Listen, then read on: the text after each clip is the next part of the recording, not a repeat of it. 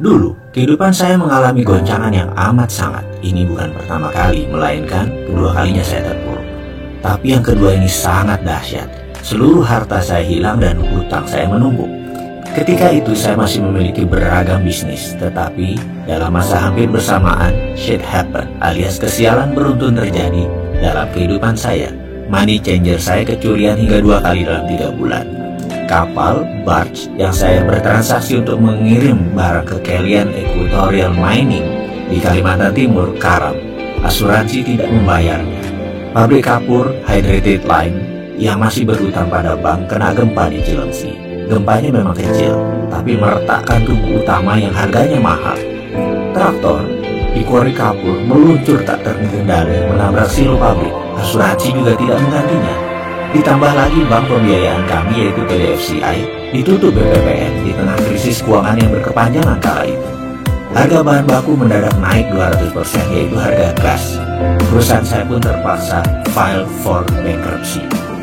Semua musibah ini terjadi dalam kurun waktu 2 tahun, yaitu tahun 1999 dan 2001. Kerugian tak tanggung-tanggung.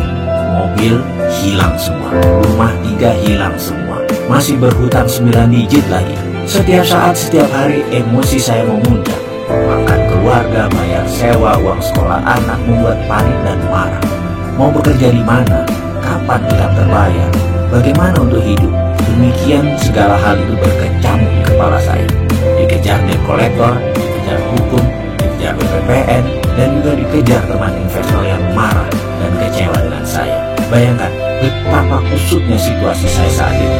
Di tengah keputusasaan, siang itu saya langsung memandang langit dan bicara langsung kepada Allah Subhanahu wa Ta'ala, Tuhan yang saya percayai 100%.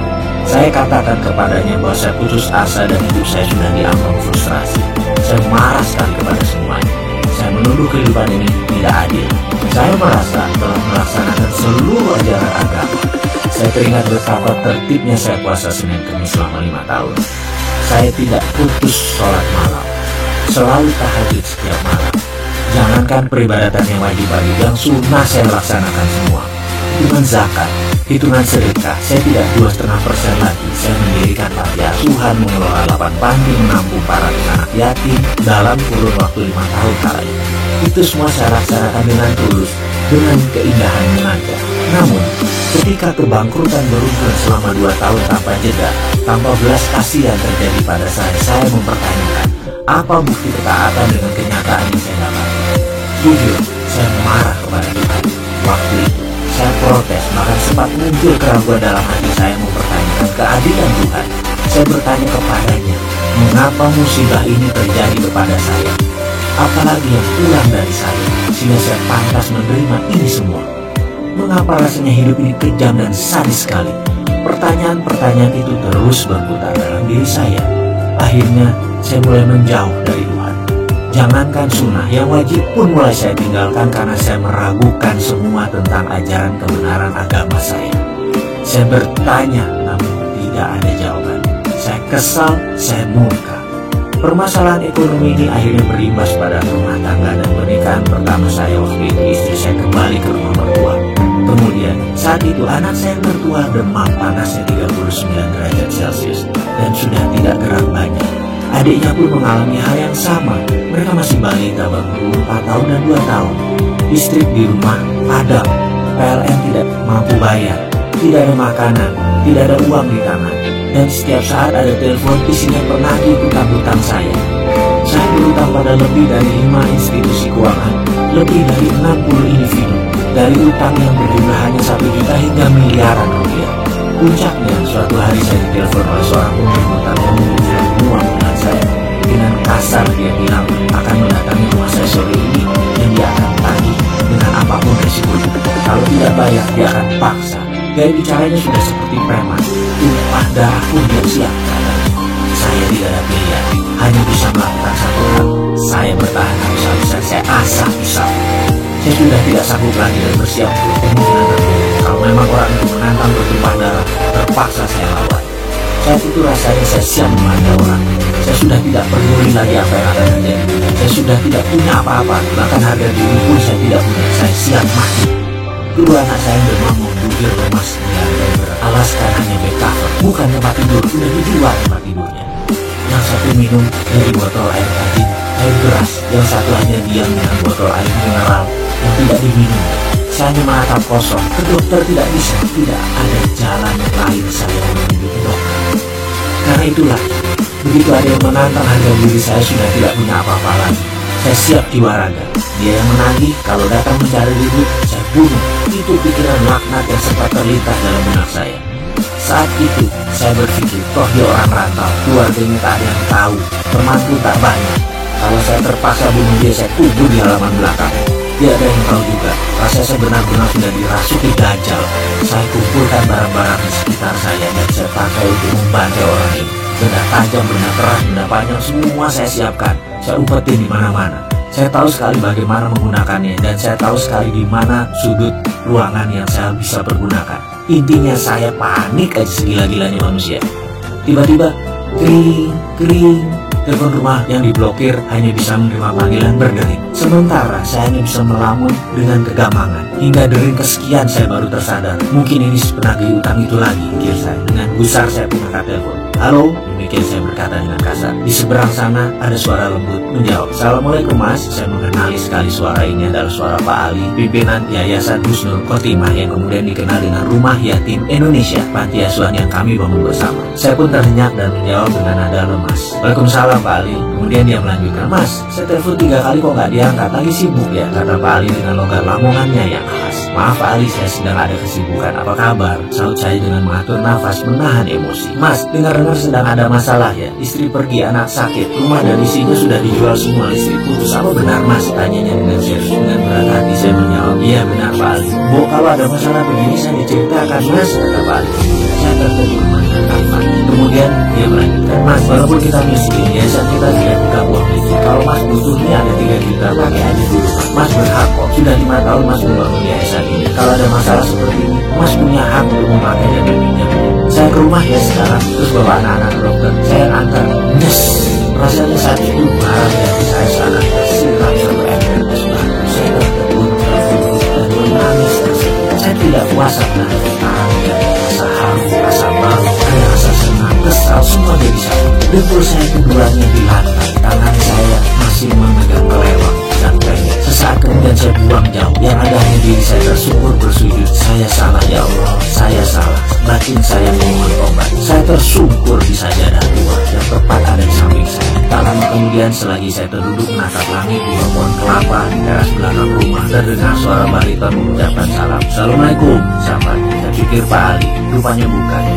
Dia rupanya tadi orang yang menagih utang dan menantang saya. Saya menjawab, waalaikumsalam. Begini Pak, utang Bapak 10 juta, apa bisa saya ambil sekarang? Saya hanya berkata anak saya sakit, saya perlu uang untuk biaya anak saya. Sebentar lagi ada uang 3 juta datang. Terserah mas, mau ambil berapa mas atur. Kalimat itu mengalir tanpa saya rancang. Marah saya sudah hilang, saya pasrah saja. Oh begitu Pak, katanya dengan nada datar. Anak Bapak sakit dua-duanya. Yang berbaring di dalam itu ya, katanya sambil menengokkan kepala ke arah ruang tengah. Iya, saya jawab singkat. Oh maaf kalau gitu, saya nggak tahu Pak kalau Bapak anaknya sakit. Sebenarnya Bapak urus mereka. Uang saya gampang, saya pamit dulu deh. Besok kabari saya Pak. Urusan utang gampang, yang penting keluarga dulu. Begitu katanya tanpa basa-basi dan tanpa diduga-duga. Dia pun pamit pergi dan saya masih di posisi kebingungan. Lunglai di ujung bangku di bawah pohon. Tubuh saya berkeringat.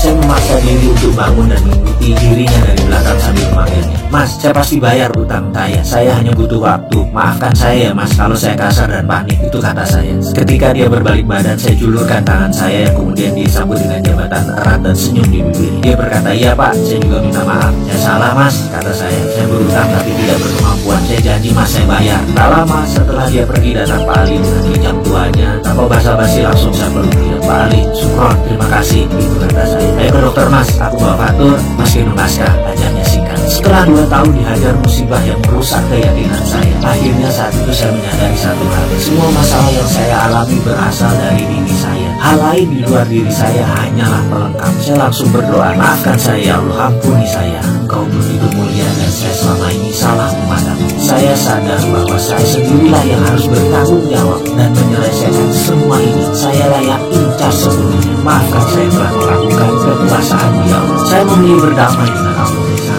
memilih memulai sesuatu dengan kesadaran penuh untuk mengubah nasib saya, menulis ulang sejarah hidup saya. Saya mendapatkan semacam pemahaman baru bahwa cara berpikir selama ini tidak bekerja dengan benar. Buktinya saya rugi, buktinya saya bangkrut, buktinya semua orang menjauh. Akhirnya saya harus merubah cara pikir saya. Itu ada dalam benak saya. Saya harus berubah. Saya harus kemana dan bagaimana saya mengubahnya? Itu pertanyaannya. Berkali-kali saya bertanya dalam diri saya. Tak lama setelah menjual rumah, saya pindah ke rumah kontrakan yang sempit. Suatu sore, tetangga rumah kontrakan saya pulang kantor. Kaca mobilnya terbuka separuh. Dia rupanya ingin membuang sesuatu, mungkin sampah. Agaknya dia tidak melihat saya berdiri di sisi jalan tersebut. Mungkin karena maghrib pencahayaannya mulai samar. Mungkin juga dia tidak fokus karena mengumpulkan barang yang akan dibuang. Bruk, tiba-tiba segumpal kertas jatuh tepat di kaki saya. Entah mengapa saya tergerak memungutnya dengan tulisan yang berwarna merah mengkilat. Setelah saya membuka lipatannya, saya baca kertas tersebut, ternyata brosur Millionaire Mindset Training di Australia. Saya merasa aneh dan terkejut. Inikah jawaban doa yang saya panjat?